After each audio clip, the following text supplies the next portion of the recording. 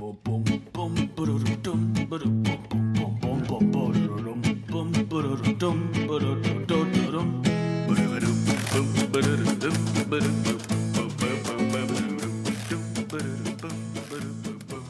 and welcome to another episode of Breaking Mayberry, the only podcast where if we don't win, you don't pay. I'm one of your hosts, I'm Marty Schneider. I'm the other host, Dan Ludwig. And with us today to make that announcement make a little bit more sense, we have a guest. Once again, the Andy Griffith Show has made us lawyer up. Joining us for today's episode. Joining us today is a personal injury attorney with the firm Ostroff Goodshall, Christine Clarke. Christine, thank you for coming on the show. Hey, thanks for having me. Christine, you have a background. You've done many slip and falls, car accidents. Your specialty seems to be medical malpractice. Why don't you tell the show a little bit about yourself and introduce your career and your background, why you're on here. Yeah, thanks, guys. So I represent people who have been hurt from someone else's negligence. That can be a car accident, like you said. It can be they're walking down the sidewalk and the sidewalk's not well maintained and they fall and get hurt. This area is known as personal injury. And I generally take the cases as they are getting ready to go into trial. So my position is once we're ready to get in and get in front of a jury and get with the judge and start fighting it out like that. Do you have bus station ads? Is there a bench with your face on it? In pain, get Christine. We want to get to that point. That is the ultimate goal. Right now we have commercials and I am on the commercials. I think what else we have going on. And then, so much of it is social media, but yeah, we're really battling all the billboards and the buses there. That's prime right there. In the commercial, are you jumping out behind from something and pointing and being we'll fight for you? Are you that person? Oh no, I'm just totally have a piece of paper and I'm yeah, this is really important. And my boss walked up and yeah. So all right. Peek behind the curtain. The paper that you're using as a prop in that you're pointing at is important. Is that paper blank? Oh, completely. Totally. Awesome. I want you to get billboard level. I want you to get that point. I want you to steal some billboard space away from Morgan and Morgan. That's all we're all talking about. I can tell you. We all hate that guy. Super local stuff for our non-Philadelphia listeners. Fucking Rand Spear. You probably have known the firm Morgan and Morgan because they're a nationwide firm. They have a stupid slogan that says there's only one Morgan and Morgan when there's clearly at least two. Mm-hmm. They're all over the country. It's just a mill, but we're in Philadelphia. We're kind of statewide of PA, have lots of offices throughout the state, 8 offices, but we have our main office at Bluebell. And yeah.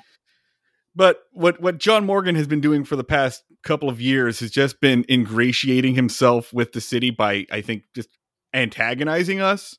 It started with a bunch of billboards that say I'm John Morgan. John is spelled Jawn, which is a Philly thing. You can look it up. And then it just continued.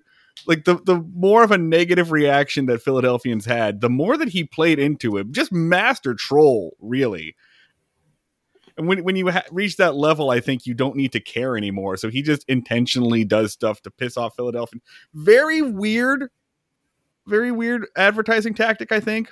But I suppose with this kind of thing, it's just you need to have name recognition. So when you're in the hospital, you remember that guy's name.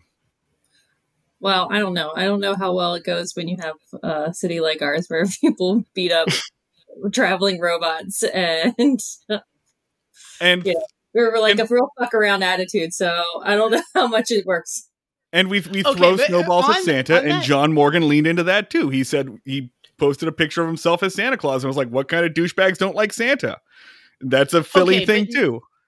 Now that AI is freaking everybody out, we're looking pretty good for beating up that robot. Oh yeah, that robot had it coming. It's kind of well, look who's come crawling back to Philadelphia now that the robots are getting scary. And let's be real clear here. That wasn't a robot. That was a tape recorder inside of a coffee can on top of a mannequin. Fuck that thing. It got pretty far. So I think we saw it worked, and then, it met its rightful end. So I think that that's how it should. That's the story. That's how it should have been. That's it. But we're not here to talk about John Morgan. We're here to talk about Andy Griffith. Christine, prior to us making you watch this show, what experience, if any, had you had with the Andy Griffith Show? Zero. Did it occupy any space and did you ever think about it? What did you know about it prior? I knew that Ron Howard had been on it, and I was, I'm a Ron Howard fan, so was happy to see that, but had never watched an episode. Truly, the best case scenario for your relationship with this show is Ron Howard, and that's it. Yeah. I mean, we've met people who didn't know that Ron Howard was on this show or that Ron Howard was a child actor until our show. But I want to back up here and unpack the phrase, I'm a Ron Howard fan, because I don't think I've ever heard anyone say that. Well, come on. Happy Days. And, if you I like his daughter. I like all of the stuff that she's done, too. I mean, yes, everyone likes Bryce Dallas Howard. Possibly the best thing that Ron Howard has made. Wait, hold on. Motherfucker made Apollo 13, didn't he? Apollo 13 is the best Ron Howard movie. Yeah. All right, let's not get He also carried made away. Hillbilly Elegy. But all right, so no knowledge of this beforehand. What do you think, just based on the one episode that we showed you? I actually was dying laughing. So I have to say that if they're all like that, I will definitely be watching more because it was great. They're not. This was one of the better ones. All right, let's get into this. Today's episode is Season 5, Episode 15, Otis Sues the County. Originally airs December 28th, 1964. Written by Bob Ross, not that Bob Ross, and directed by Howard Morris, also known to fans of this show as Ernest T. Bass. And here is your one-sentence summary from Wikipedia. Otis is talked by an unscrupulous lawyer into suing the county after he suffers a fall in the Mayberry jail. Ironically, Otis had thought the fall trifling until Barney insisted he fill out an injury form. So there is your two-sentence summary from Wikipedia, actually. That was a pretty verbose one. I had trouble with that one. Christine, one of the things we talk about on this show is how comedies like this work as propaganda. What do you think about the portrayal of the lawyer character in this show? Or it really falls into the ambulance chaser, stereotype. I think the fact that he's in the town, he's notary public, so he's having someone coming in to just notarize the form, and he's recognizing, hey, hurt, and we'll talk more about the episode, but definitely he is that portrayal of, I'm looking to make this the best case that I can just to get my quick buck. Which I think is a pretty common portrayal. Yeah, it is. It is. It's a proto Saul Goodman. Yes. Yes. All right, so let's take this from the top. We open up in the jail where Otis is sleeping off a drunk spell. And Barney comes in to talk to Andy, and he's told to shush because Otis is still sleeping. Barney gets mad about this because he says, once again, why are we treating the jail like a hotel? Why are we letting people just hang out here? And Andy does his normal Zoloft antics of just saying, whatever. He leaves, but Barney and Otis get into a little back and forth about it because that's what they do. Hal Smith is just yelling. He calls Barney a screw, which is the term for the head warden of the big house of a prison. For a prison guard. Yeah. And this all kind of culminates when they do their whole back and forth. Yeah, you're going to make me? Yeah, fighting like children. And finally, Barney insults Otis by saying, Otis, you're nothing but a prisoner deep down. Which is fucked, right? Very ennui-inducing insult. like really not even like, you piece of shit. It's like deep down, your chains are of your own making. Especially in the morning as you're hungover and you're in your cell. Although Barney's take here is like your sentence was over like 3 hours ago. Go home. Go to your wife. I mean, if you said to me outside of this context of being in jail, like if we were in an argument and you were like, Dan, you know what? Deep down, you're nothing but a prisoner. That would fuck me up, actually. Like I would read way too much into that. I mean, it's just saying like your problems come from your own like natural predilections. You will always be this way. You can never change. Barney Fife is a eugenicist. Cannot stress this enough. Barney Fife believes in eugenics. Yeah. And this is it. He's just like, you're always going to be this way. And like Hal Smith like gets sad. And once again, showing that Smith is one of the better actors on this show. He kind of like gets sad. And there's a little moment where they sort of halfway make up. And Barney says, all right, I'll go get you a cup of coffee. And then we're treated to incoherent babbling for about 3 minutes. Yeah. Floyd shows up. He says a bunch of his character stuff and people say stuff to him and it's all very inconsequential because it is just loose ramblings. I want to point out they do the Monty Python and the Holy Grail thing here. They have since Howard McNear, the actor, had a stroke and was not really able to walk. They like talk to him off screen and go, "Hey, Floyd, are you here?" And then you hear like clop, clop, clop, clop, clop, clop, like fake footsteps to cover his entrance. So that when they cut to the camera and he's just sitting in the chair, it's like, I've been here the whole time. I clearly walked from the door to this chair. I'm totally capable of doing that. I'm absolutely not just on this stage so I can get my Screen Actors Guild healthcare. So to get to sort of to the real meat of it, though, while they're having this conversation off camera, you hear the sound of Otis falling down. And then by the time it cuts over to him, he is already getting back up. So this is sort of the telltale injury that isn't like explained until the very end of the episode. So I think we'll like, is the thing we're going to do, Christine, sort of like tracking like how good of a case does Otis have throughout the episode? Yeah, I think that's kind of where my mind went. And I was looking at it and thinking, all right, what am I going to have to prove? Who's liable? What are the injuries? It's all we're looking at. But the one point that I noticed too, that when Otis is leaving the jail cell, he actually is the one that like reaches out and gets the key, and he's the one that lets himself out. Yes. So there's no one out there by that floor right before he falls. And also, he is the one that's like letting himself out. So if there was any issue with the floor, like he's actually kind of taking that step of, doing that himself, and nobody kind of put him in that position. But we'll get there. We can talk about that. Interesting. I mean, yeah, like he is operating like municipal equipment unsupervised. Like that door is city property that, technically speaking, a cop should be the one opening and closing. So yeah, there's something there. It is undercut by the fact that he immediately starts saying this is my own fault. It is an old football injury.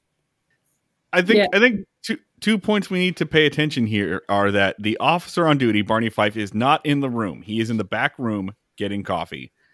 The only witness is Floyd, and he is not even supposed to be there. He's just a guy hanging out. He's a barber. He's just their friend who's just hanging out. And B, not looking at Otis when it happens. He's distracted by writing down stuff in his appointment book. So those are the two important points here. Christine, thoughts? Yeah. Also, where he falls is it's also obstructed from where Otis would have been, or from where Floyd was sitting, and there was the wall. So there was already some kind of obstruction of visualization of the area where he fell.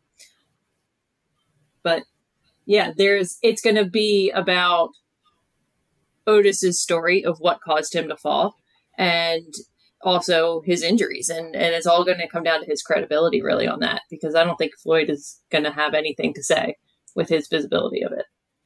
So witness is just a complete non-factor in this. So based off of like what we know so far and hasn't been like revealed yet, or would you take this case? I would take it to investigate if I could find some reason why the floor was an issue, even if he doesn't know. And if, you know what I mean? Like even if the person who fell doesn't know, that can happen sometimes. You know, hey, I went down. I don't really know exactly why I lost footing. But then I come back and I investigate it later and I noticed that the floor was uneven, that there was this issue. So sometimes the reason for the fall is not always known, and you might actually have to look into it a little bit. Is it bad to say that I actually would take the case?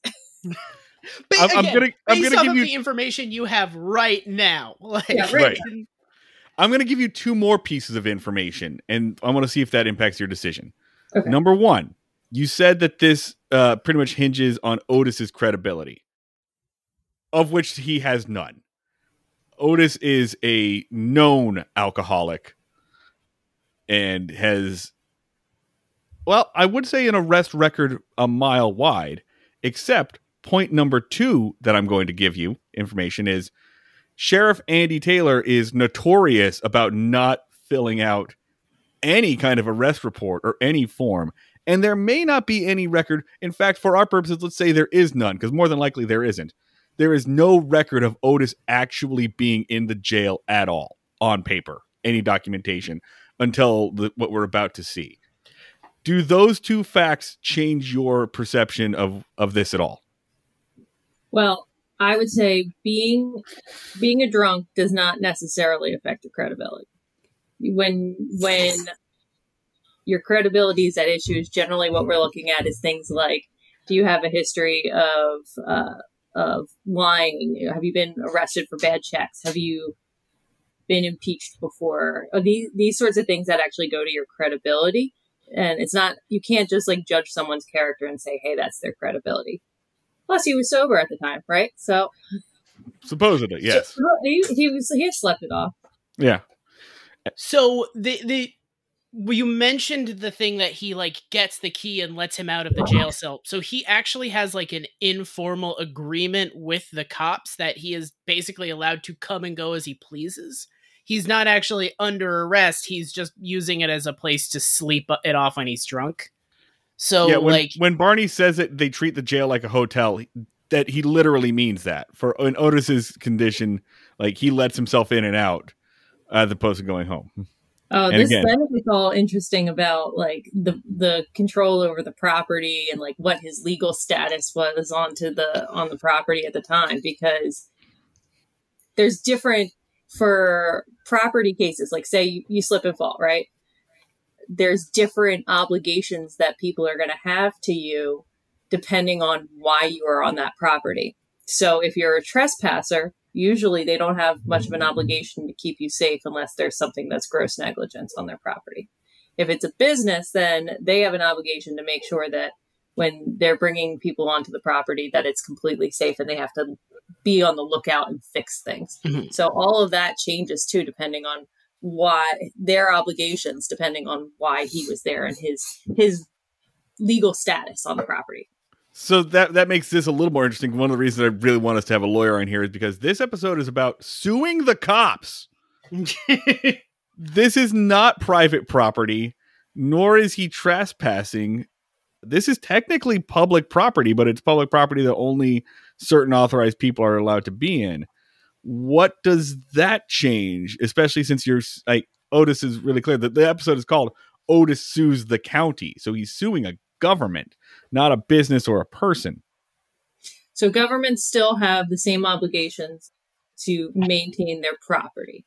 They're not going to have the same obligation that it's going to be like to go out and make sure that every sidewalk in the town is completely level and correcting those just to go and surveil it. But they still have an obligation to make sure that there's nothing defective on their property for people that they're bringing in, or people that they allow, or people that they know are going to be there, which is what Otis would be. He'd be someone that they are completely allowing to be there, even if it's not for official purposes. So they have an obligation to make sure that there is nothing that is defective on the property. If the courthouse doesn't salt their sidewalk, their steps, and I'm walking on the courthouse steps and I slip, that's the county's fault, or that's Correct. The county's potential liability. Makes sense. Yeah. Makes sense. But now we actually get a little bit of accountability from Barney, who does believe in paperwork, even though his boss does not. He makes Otis fill out a form, like what's the official name of it? It is a injury occurring on county property form, something like that. So he makes that happen, and the whole time Otis is saying, this doesn't need to happen. I don't need to do this. That's fine. He says that he's always had this injury for a long time. It's an old football injury. I got it from playing football with my wife, which, what does that mean? Anyone want to take a guess? What does playing football with my wife mean?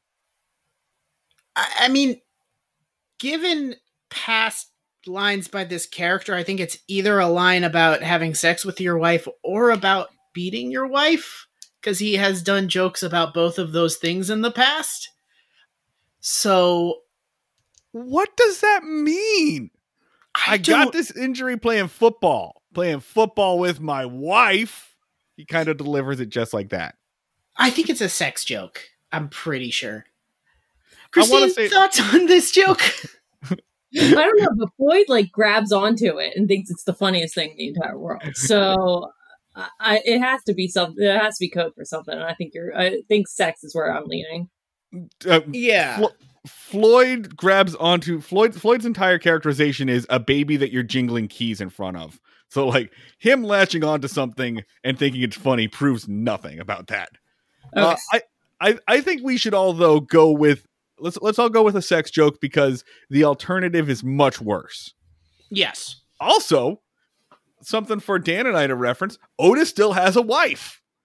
Yeah. We had a theory that she had left. Well, Otis says he still has a wife. It could be like a planes, trains, and automobile situation.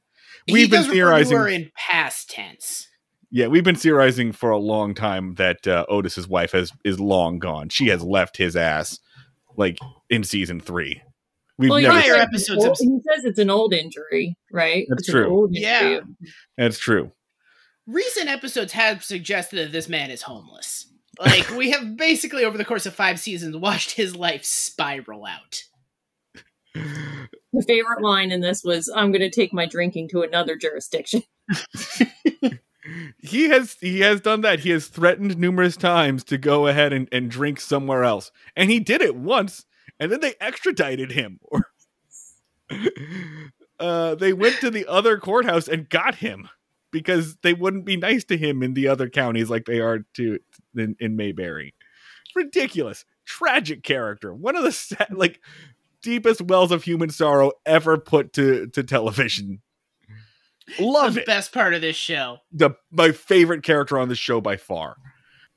But the point is that Barney is making them go through all different levels of bureaucracy in order to make sure that this is documented, including filling out the form in triplicate and making it notarized, getting it notarized.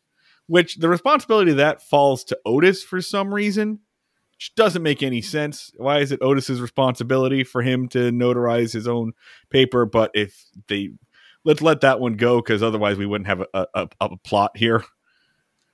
It's necessary for that. But yeah, Barney, I hate to say it on this time, Barney's 100% in the right. This is exactly what he's supposed to do.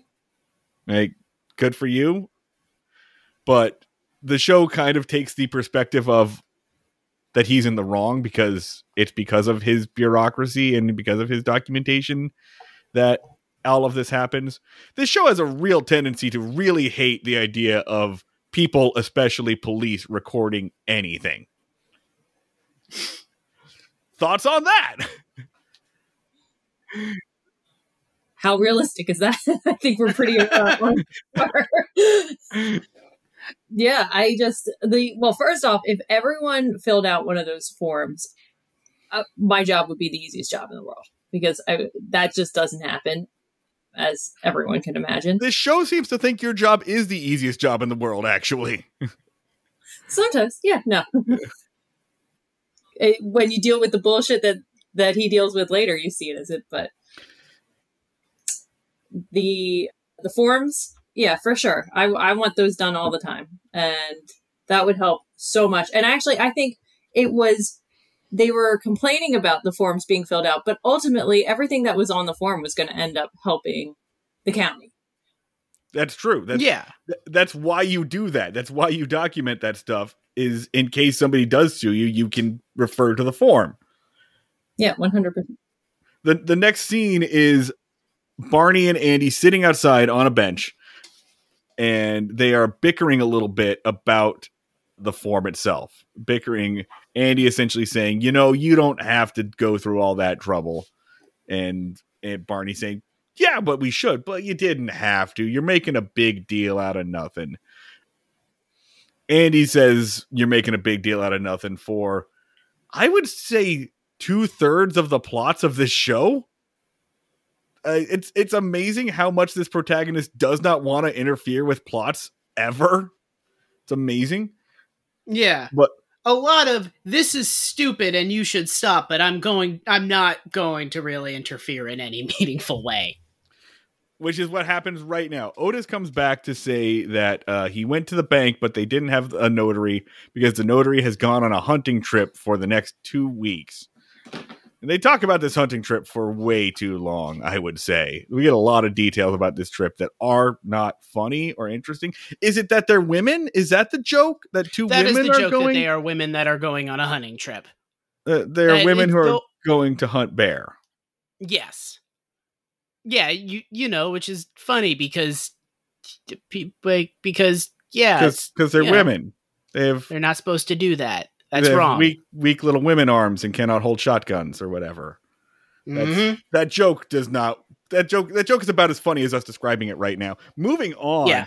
Barney tells Otis that he has to go to Mount Pilot to go find a notary there. He has to go to the next town over, the bigger town of Mount Pilot.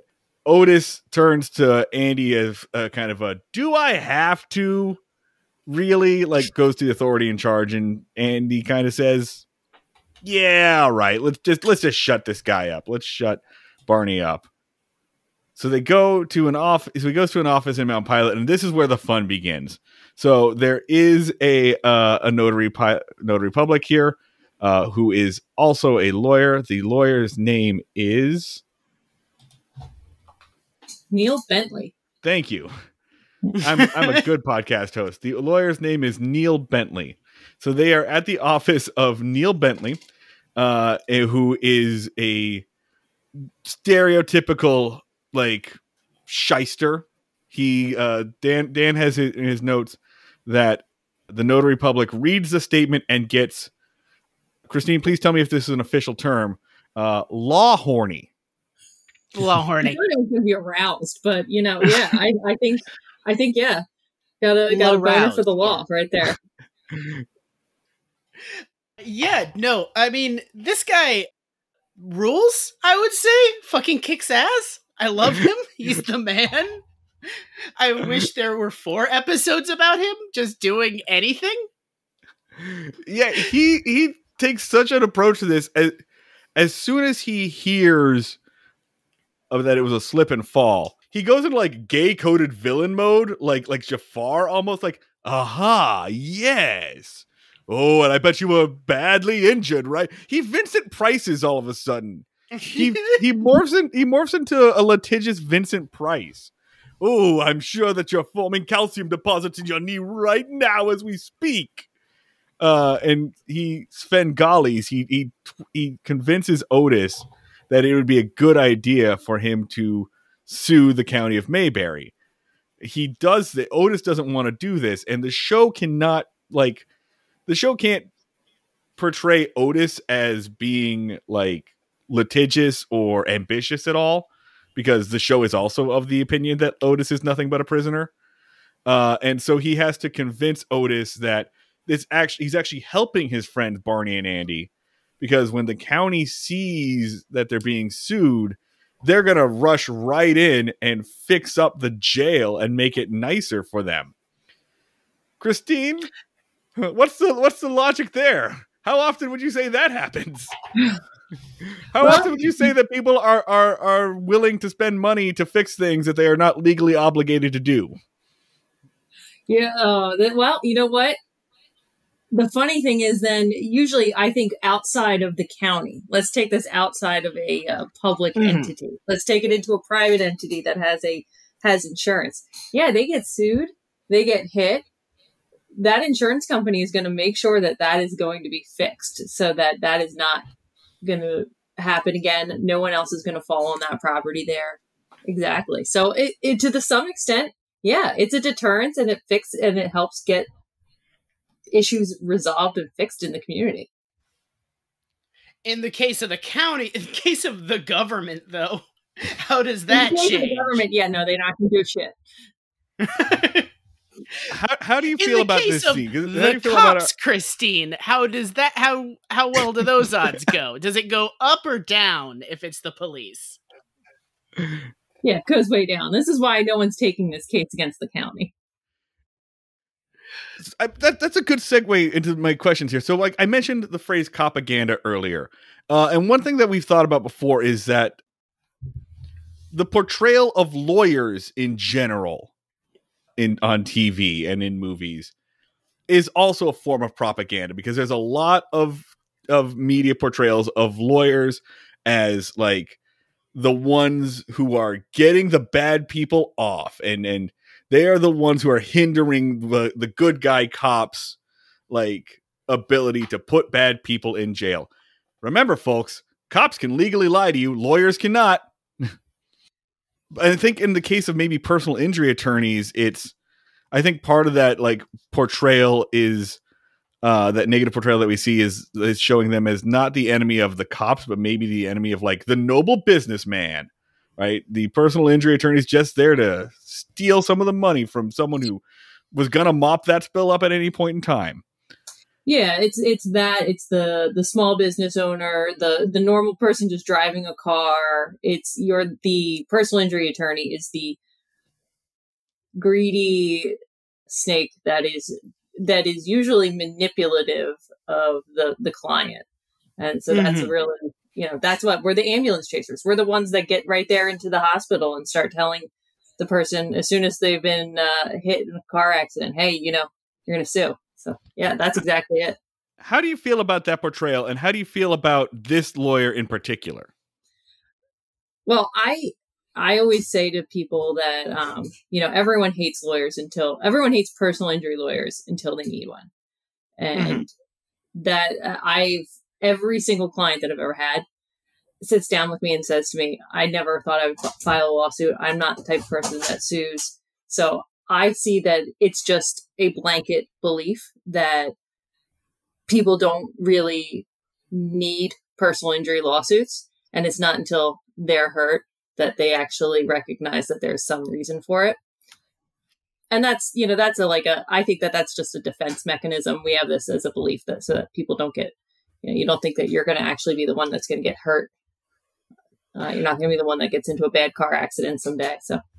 And how do we feel about Otis, the show needing to portray Otis as like the kind of person who would never, ever hire an attorney unless he was convinced that it was a good idea for his friends. Like, yeah, he has to be that to that extreme. So then you can show how manipulative this attorney is going to be on him, because he has to be getting him complete. I mean, Otis is an idiot, so it's not that hard, but you know what I mean? He still has to be at that end to be believable, to be filing a lawsuit. And like, of all like the portrayals of lawyers on TV, personal injury lawyers always sort of get like sort of like this weird special treatment. You guys are kind of portrayed as having magic powers to like twist the mind of simpletons. Like you have like the power of like low level hypnosis of you can turn an innocent man into a greedy like a greedy, money hungry fool, like warp men's soul. Like it's sort of I mean, I would imagine a combination of insulting and complimentary. Christine, have you ever practiced hypnotism? Yeah. I try every night. God damn, it's just not working. Christine, have you ever warped a person's soul? I don't want to mention that before I start a jury trial. That's fair. That's fair. This podcast may be admissible in court. Yeah. Oh yeah, we're gonna have to let you redact a bunch of stuff from this. But no, Dan, you're right. I said Svengali earlier for a reason, right? Like that is the portrayal that you can that they are hypnotists. They have mind control. Svengali, also a famously anti-Semitic caricature trope, and maybe some of the portrayals of lawyers are also based in anti-Semitism. Possibly, probably, yes. So this is another guy in that vein, but cannot stress enough. Love this dude. Love his litigious boner. Hate that the show has to almost treats hiring a lawyer as like a moral failing on Barney's part. Like if you would, I'm sorry, on Otis's part. So that's where we go. He twists Otis's arm, convinces him that suing the county is a great idea. It's an awesome idea to sue the cops.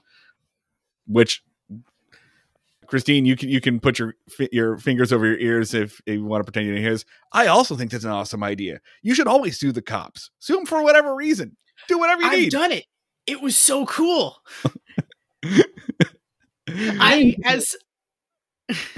As someone that has successfully sued the cops, I highly recommend it. If you have the opportunity, it's pretty sick. All right, cut to commercial and then come back.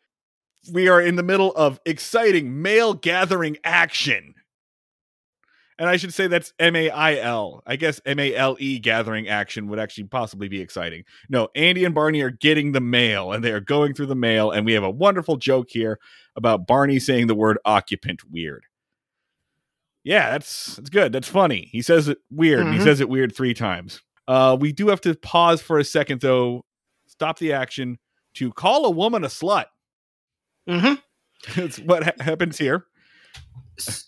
Dan? So some background is Barney Fife, Don Knotts' character, has a long-term girlfriend that is like a character on the show, but he is also cheating on her with an unseen character, Juanita Beasley, which always kind of drives me nuts because I can't think of another show where a sympathetic character is portrayed as doing long-term infidelity.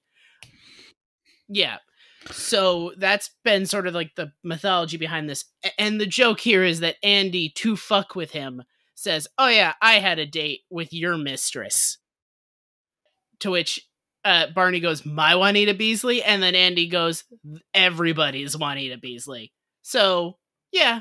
That's it. Yeah, we pause the dialogue so that we can make fun of Juanita Beasley. And then he goes, nah, I didn't actually have a date with your mistress. I had a date with my own girlfriend.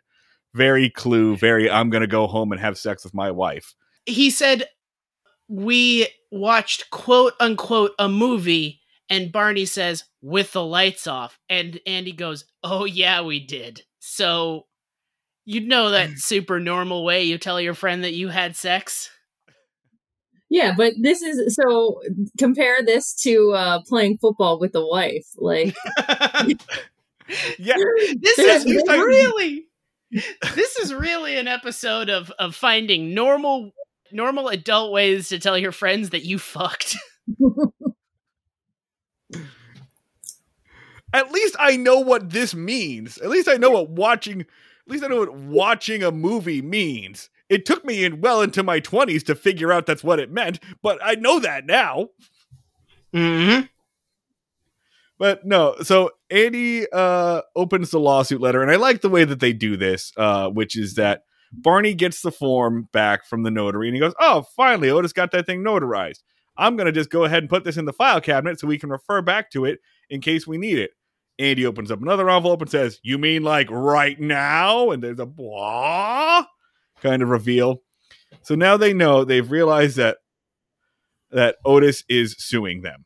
And they react, I don't know, pretty much the same way anyone reacts when you find out that someone is suing you. It's not well. No one's happy to find that out. No one's ever been thrilled about it.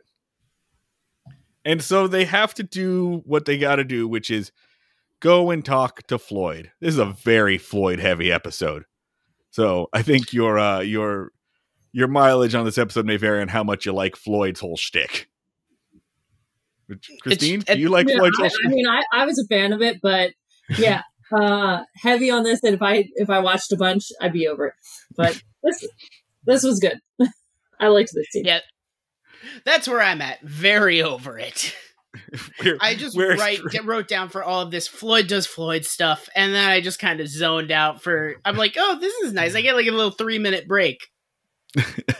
I was actually trying to really follow him through this, and like thinking about the entire time. Okay, can I use this witness statement, and how is this going to be helpful to the client, or helpful for the city? So, okay, I was like real into it. So can you use this statement? That's a great question, because they're prepping him as their star witness, to which he basically says, "I will say whatever you tell me to say." He says, "I will testify that there was negligence because you told me to." Oh wait, you don't want me to say that? In that case, that is what I am going to say. I don't care about what actually happened. Could you use this guy? I mean, you would use him for some of the statements that Otis made to him. So because you could use Otis's statements against Otis that it was an old football injury, and Floyd would totally give you that, because he keeps repeating that over and over again. Oh yeah, he said it was an old football injury. So that's to get real deep into the weeds about the evidence, like that comes in under a hearsay rule, and you start going down if that's admissible. I see. I feel like my move would just be to go up immediately after that testimony and be like, "Mr. Floyd, eat this sponge." And then when he does it, be like, I didn't have to explain it at all. He just did it. I feel like pretty good cross. It'd be a pretty good cross. I would enjoy that. Yeah. And then of course you have someone yells objection, and then we have a judge that says, "I'll allow it, but I want to see where this is going, Mr. Ludwig." Counselor Christine, have you ever been told? Has a judge ever told you that he's going to allow something, but you better be going somewhere with this? Oh, always. Yes. Yeah. When? Can you tell us? Can we look up the legal records? Oh, there's times. So we'll be questioning an expert, and you'll start going into cross. I had one where the expert decided he was making his own patent for a product. So he was up there to praise the product that he was defending. Meanwhile, he had supplied his own patent and was shitting all over that product in his patent. So we used it against him. The judge was a little curious as to where we were going when we brought in a new patent. Oh, that's so sick. That's the good shit of when a judge is allowing something skeptically. Wait, yeah. was that like an IP case, or I'm? No, so it was a medical device case. And okay. The expert was coming in to say how great this medical device was. He was a gynecologist and talking about it. And meanwhile, he had tried to design his own device and got a patent for it. And in the patent, all he did was talk about the failures of the product that he was defending. So you hit the motherfucker with his own patent in the... How amped were you when you found that fucking patent? Oh, that's my favorite part. This is what my favorite part of the job is. I love it. So he has this patent. So it's a gynecological device. So he's got this patent for it. We'll call it the Labia-Lifter 5000. Mm-hmm. And in the patent, all he does is say the Vulvanator is a piece of shit. You should never let the Vulvanator down there. You should always go with the Labia-Lifter that I built. And then they call him in to defend the Vulvanator, which is a defective device. Also, I'm so glad I got to say these words. I love it. If I told you all about the claims and then the breaking down in the vagina, you'd go into it. So the witness that the you were podcast is now about this. Marty, Fuck shut Andy the fuck Griffith. up. We're talking about this. When you dropped this on him, did the guy know that this was coming, or were you catching him completely flat-footed? 100% flat-footed. The defense attorneys had no idea that this guy had even created a patent. Facial expressions. I need facial expressions. The witness, when you did this, what was his facial expression like? He was just completely terrified. He was looking at it, and he is looking at what he had done and created and realizing that what he had said about it was exactly the opposite of what he's saying about this product on the stand. It was amazing. Did this count as like him perjuring himself? That was my next question, yeah. It's not, but it's like, well, it kind of is. It's impeachment, because everything that he's saying previously about how great that product is, I basically used his own words in his patent against him and said, well, really, because in the patent you were talking about this being a problem with the device. Is this the high point of your career that you're describing? Because I feel like in a lot of cases, this would be the high point of somebody's career. I would be just sprinting out of the courtroom. I would just throw the papers down and go boom and just like moonwalk out. Just but we lost the case, so I can't. What the fuck? Yeah, we lost. Kind of dipshit jury. Fucking people are so goddamn stupid. Yeah. You gotta give it to them on just coolness on that. Have you not seen the movie? I would just 12 Angry Men that, and I would just be juror number 12, but strictly on, like, my entire evidence for this would be how sweet was that lawyer's moonwalk, right? It was pretty dope how she moonwalked, right? And I would just convince the whole jury on that.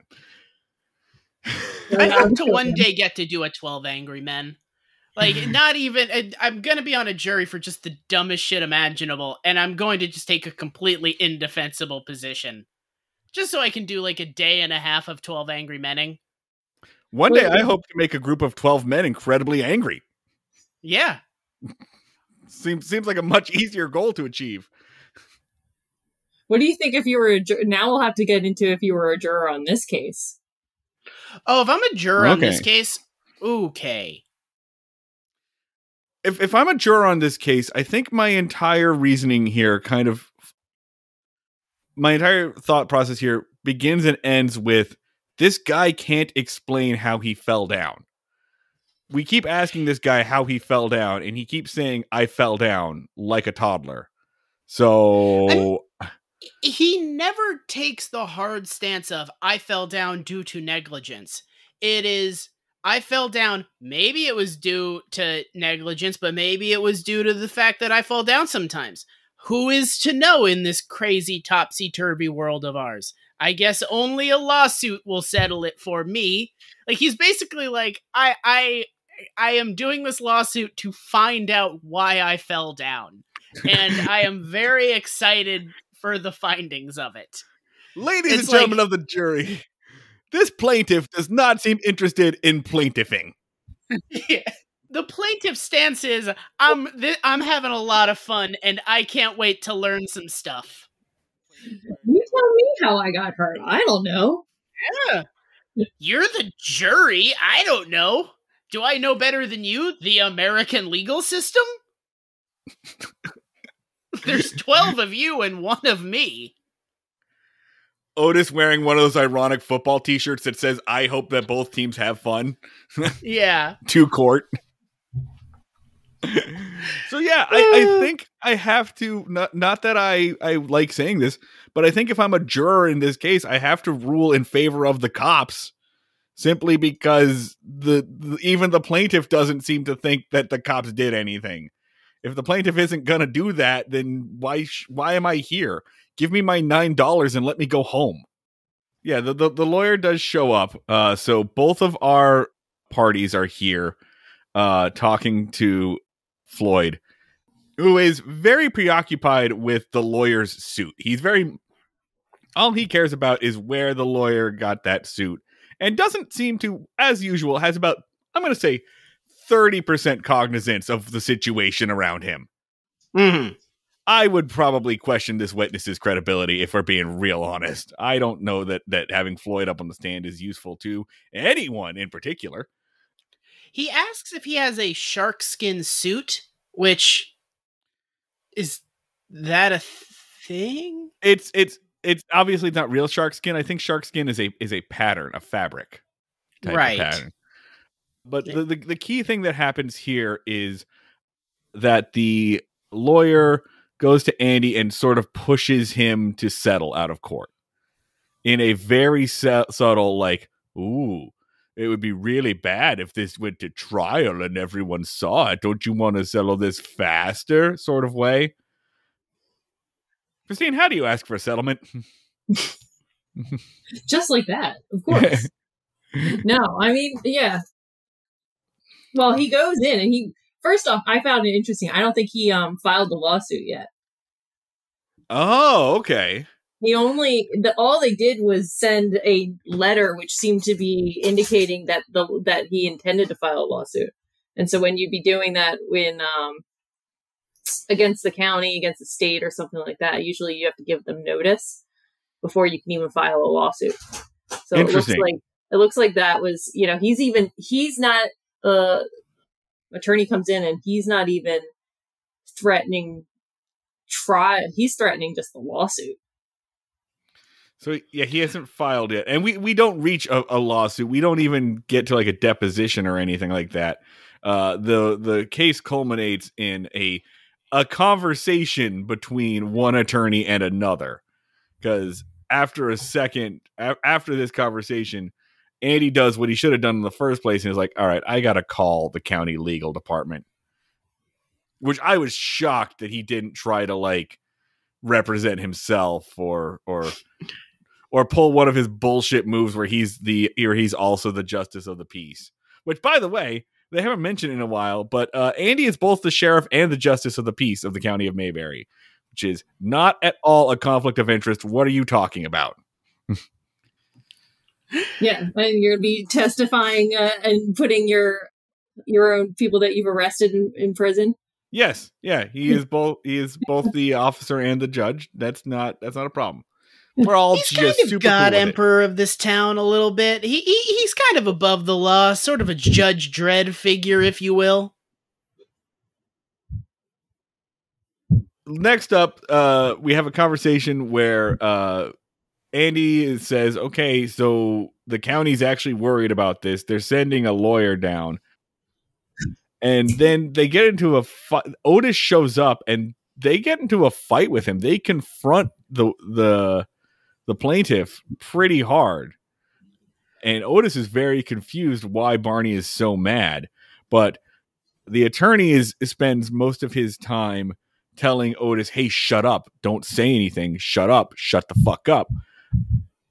But at the same time, I feel like, if you're an attorney here and your defendants are now like screaming and threatening your client, I feel like you got to be like, cha-ching!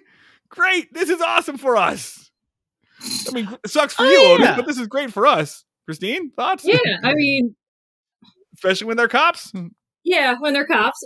Is he going to bring a intimidation suit then too? He's definitely got to be looking at that, right? Right. It feels like you've got a couple of options here at that point. Yeah.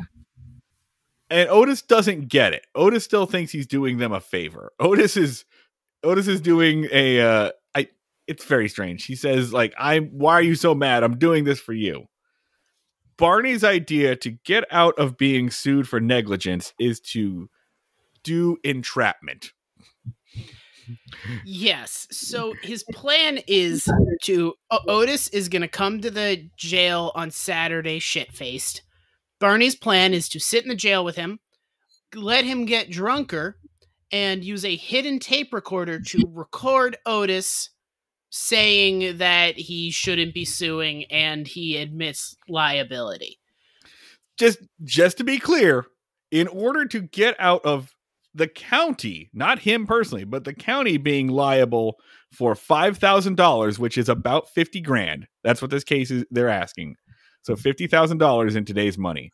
In order to get out of the county being responsible for $50,000, Barney's plan is to commit a federal crime. Research. When did this become illegal? Because this is like, would this be a Warren Court thing? Like, possibly. It depends on it always depends on the state too, right? So, right. We're in North Carolina, definitively. Yeah. So, what are civil rights? We don't know. We're the South. Yeah. We haven't gotten to that whole March thing yet. We're getting there. It's happening next year. It's on the agenda. But and when it does, things are going to get real weird around here. And suddenly the guy who's always running around saying, "Why can't I have tear gas?" He's going to get way less funny, and he's not allowed to be on the show anymore. Yeah. So that's what's happening right now. So he plans to commit entrapment. Otis rolls in, and Barney says, "See, Dan, you have written here, Barney lets him keep the booze. I thought that he had a bottle waiting for him." No.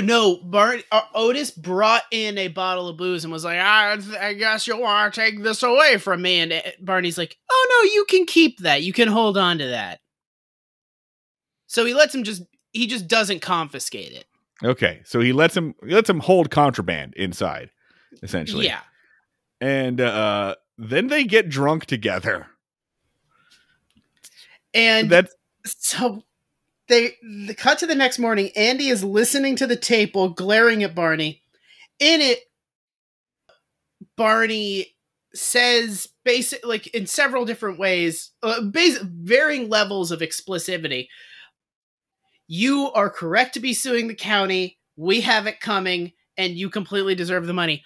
While also very gently and homoerotically washing the man's leg.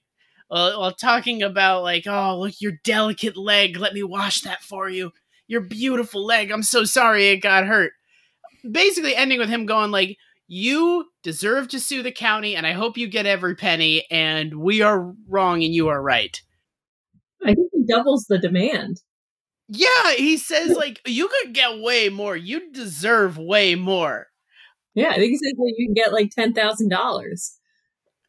Can they destroy this tape legally? I'm sure their immediate instinct of like, we need to burn this. Like they can't legally destroy that, right? What does the existence of this tape mean for you, Christine?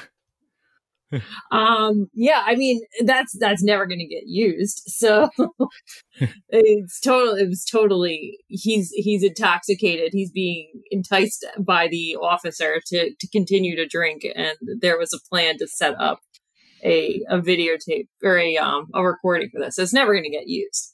But they can't use it. Can you use this?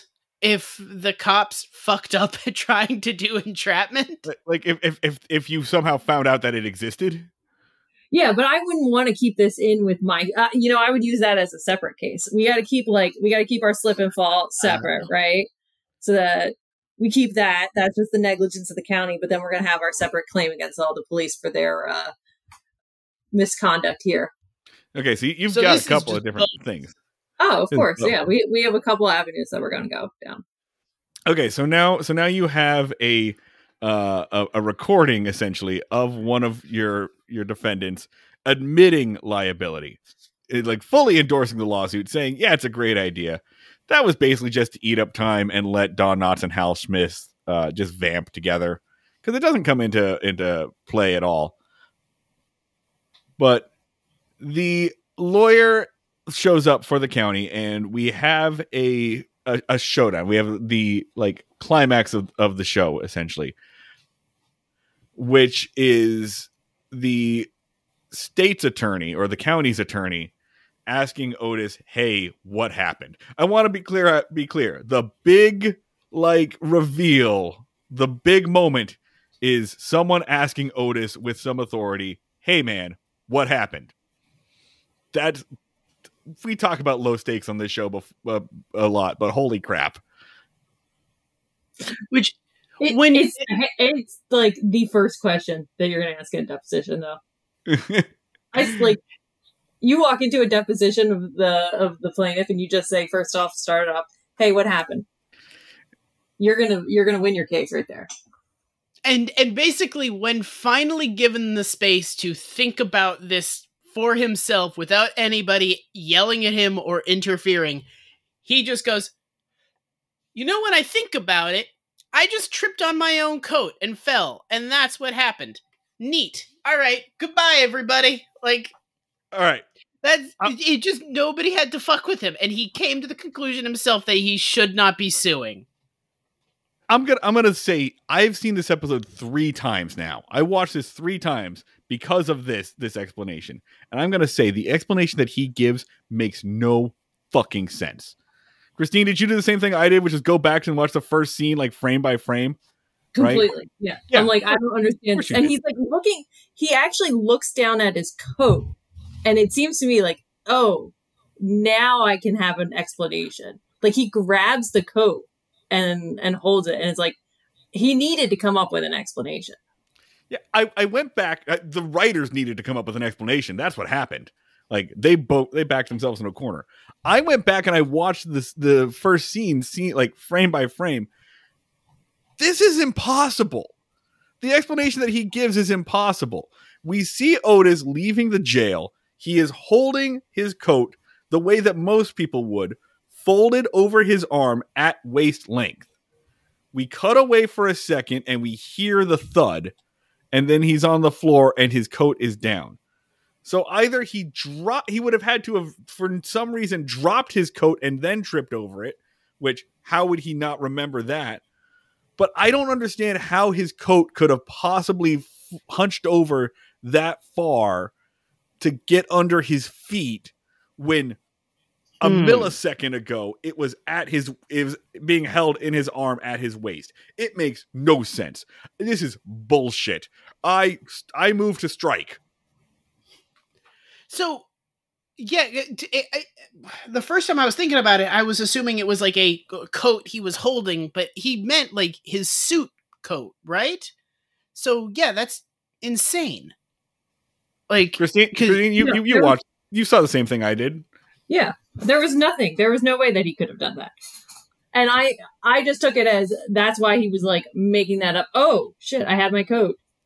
Oh, you're thinking he's lying. You're thinking he's full of shit. He's not under oath right now, so he's not committing perjury. But you think he's getting out of it. He's just getting out of it. That's an interesting read. Yeah. And the actual reality is we will have no idea what caused the fall. Sometimes people just fall. Yeah. So we never got an engineering analysis of the floor to know if it had any dips or, that's where I would go. We never got a doctor. I would assume that the lawyer cannot just go, oh, you definitely have a sprain and calcium deposits. I would assume it would be in the best interest of your case to have a doctor look at this.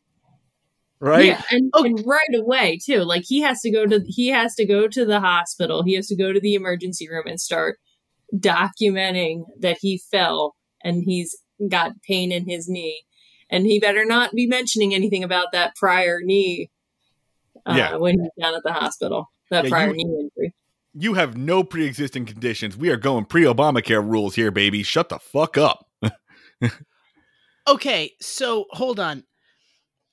So I've been up until the point where, actually, including this point, altogether, how would you say Bentley did as a lawyer? Like, do you think he, scale of 1 to 10, do you think this was like completely preventable that he lost the case? Do you think like he did an all right job and things just didn't break his way? Where are you standing with him? So it was lazy because he didn't do anything to get his client to have a story or an explanation. Like that would have been my first thing. Listen, we have to know what this is. And if you don't know, then I got to figure it out. So yeah, his whole tactic is let's try to puff our chest and try to make this before I have to do any work. Get this a quick settlement. but he's not doing any of the work to even try to like establish that he's going to be able to prove anything. That's why the lawyer for the county comes in. It's like, this is a joke. First off, just tell me what happened. Okay. He's bluffing. Yeah. I mean, he has a client that is basically hostile to his case. Like that, though, the fact that if Otis truly understands what he is doing for a second, his case will disappear. In fact, that is basically what happens at the end, is his client becomes briefly lucid enough to understand what is going on. So he's not coming from like a position where he can really do anything, because like the more he digs in and tries to prove his case, the closer Otis will be to understanding what the fuck is going on. So I just realized how amazing this case is, where the defendant and the witness, between the two of them, have maybe a 40% understanding of anything, of cognizance of anything around them. And the defendants, like, one of them does not care. Like, as per usual, Andy Griffith being wildly uninterested in his own show. Like, not an active participant in this whatsoever. Matter of fact, I just realized, if Andy Griffith, the actor, took the week off, this entire thing would have gone down exactly the same way. Andy does nothing in this episode. You just need someone to interrogate Floyd. Yeah, Barney could have done that. Which, I mean, it's pretty close to what the Philadelphia police would do in this case, except after ignoring the whole thing and waiting for it to go away, they would just shoot the plaintiff's dog. Just let the taxpayers take it on the chin, show up to the plaintiff's house, and just open fire. That's the plan. I'm still getting over it, and I can't get over this. Andy serves no purpose in this episode. You know what he brings to this episode? A calming presence. And sometimes that's all you need. If that. It's wild to me how like passive he is in his own show. So that's it. We kind of wrap it up. Otis goes, "Oh yeah, I guess it was my fault after all." And then the lawyer says, "All right, I'm outie. Bye." And he just runs out the door, essentially. No, he gives a card, though. Oh, that's true. That's true. A hustler to the very end. A hustler to the end. But you know what, Christine? Andy would never, ever need the services of a personal injury lawyer. Because it is the opinion of this show that, like, hiring a lawyer is a moral failing. And if you get hurt, it could only possibly ever be your fault. As a matter of fact, the only way that anything bad could ever happen to you is your fault, which is, I'm going to say, 30% of like the conservative ethos. My Barney meter is jumping up real high here. I would put it a lot more than 30%. That's the whole. That's what we fight every day. We fight. You're the idiot who got hurt. It's your fault. I wouldn't have done it. I wouldn't have done that. I wouldn't have been the one that put myself in that position. I think we can talk more about this in the ratings. Do we want to talk about the stinger? Do we care about the stinger? I barely remember the stinger, and the only note that you've written here, Dan, is they're getting a haircut. Gets a haircut. End of thing. Christine, any thoughts before we run to the before we go to the ratings for this episode? No. Let's rate this fucker. Overall, all right. So Christine, we rate these on a couple of different scales. First is the Andy meter, which is how much did you enjoy this show, like, as a piece of television, which I think you did a lot. Like, as a half hour of television, how much did you like it? On a scale of 1 to 10, 10 being the highest. So let's start with that. How much, as a piece of TV, like as a sitcom, how much did you like watching this? Scale of 1 to 10. I'm a little biased because I'm a personal injury attorney, so I would actually put that pretty high as like an 8.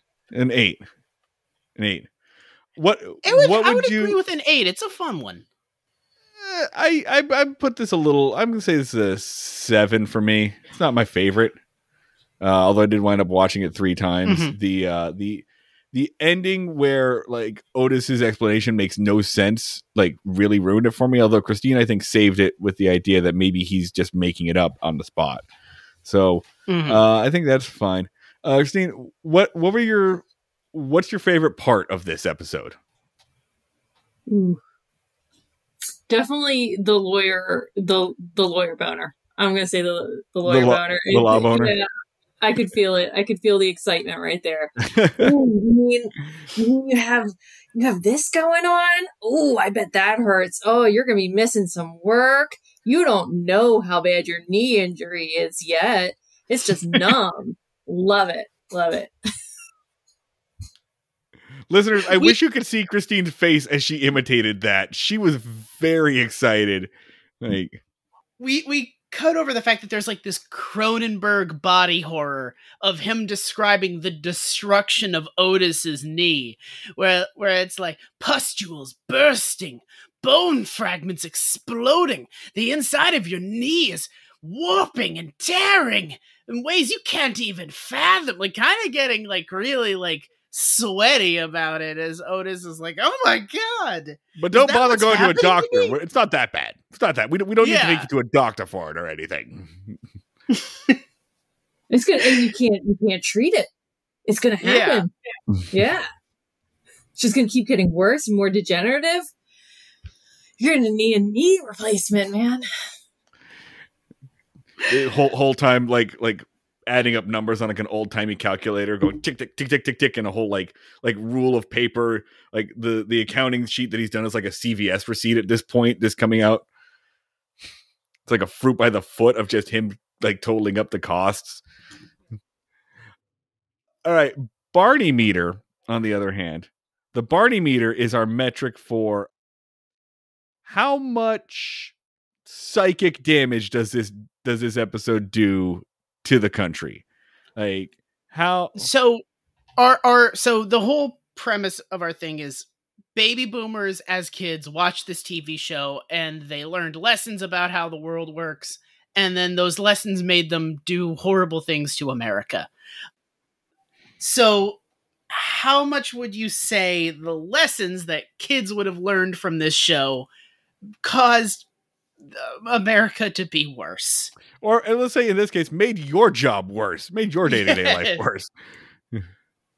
I'm just having like a visceral reaction right now. I don't know if you can see that, but yeah, that's a 10.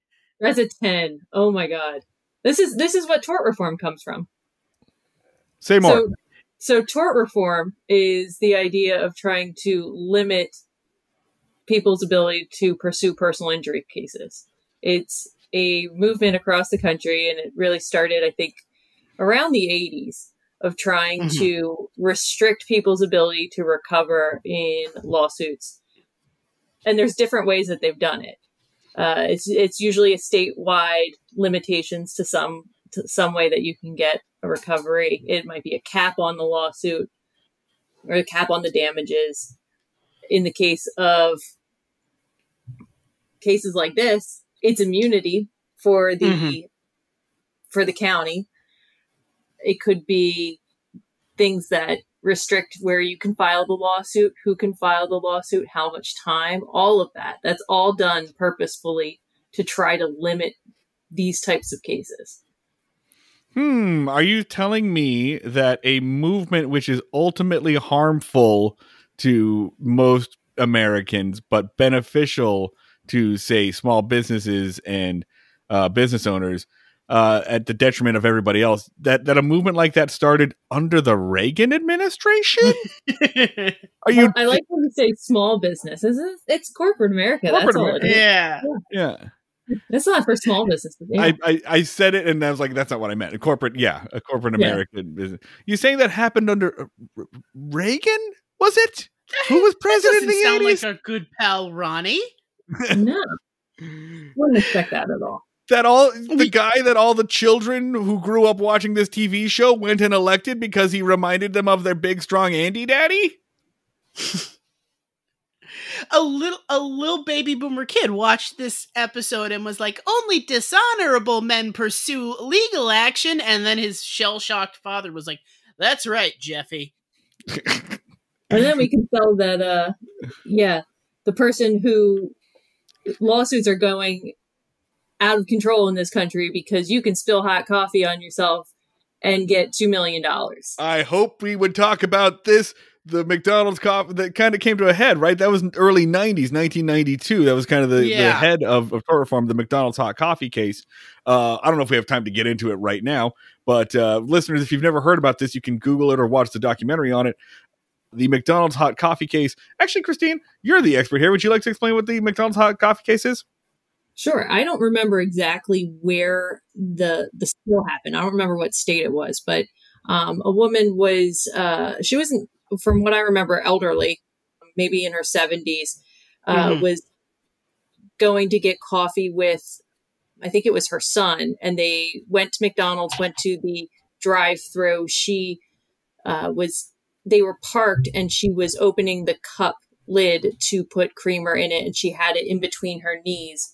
And the coffee spilled and was so hot that they said if she had been a man, she would have been castrated by the amount of burns that she got over her genitals. So, yeah, but the basis of the case was that McDonald's knew that they were serving and brewing their coffees at such high extreme temperatures because they knew that they could get more coffee out of the grounds if they brewed it at these extreme temperatures. And the ultimate verdict was for, I think they did punitive damages in the amount of 1 day of coffee sales in McDonald's across the country. And that was what the $2 million represented. And when this happened, it became the butt of jokes for every talk show host, every like hack stand-up comedian, everybody, because they had the simplified idea backed by McDonald's corporate lawyers, essentially, that like, coffee's hot. Of course you spilled coffee and it was hot. What is the deal with that? I'm going Seinfeld on this. If I remember right, that exact location also had been reprimanded or tested by the McDonald's Corporation, and it was hot by their standards. They had been reprimanded twice for their faulty machinery. So yeah, essentially a woman who was gravely injured, rightfully sued, and then was made the laughingstock of the entire country, and kind of became the poster girl for why we need tort reform, because our country's too damn litigious. One more. I will mention, while I was researching this episode, I did find a weirdo blogger. I find all of them, but I found a weirdo blogger who wrote a review of this particular episode. And the only thing that was of note about that review was they said, I find it interesting that this episode was made before we became such a litigious society. This show is evil and everybody involved is evil. It has made the country worse. The whole McDonald's thing came up again recently because Panera Bread was serving lemonade that was secretly an energy drink, and it gave somebody a heart attack. It was the fifth Loco. It was the lost fifth Loco, like a Dragon Ball.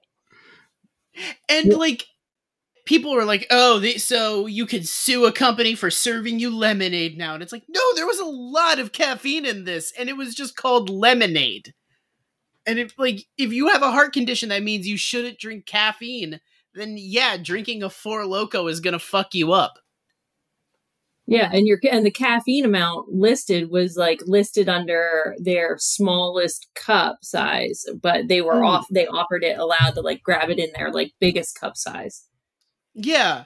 And it was listed as the spring wake up lemonade, start your day with a special perk, and it was a fucking Monster Energy drink.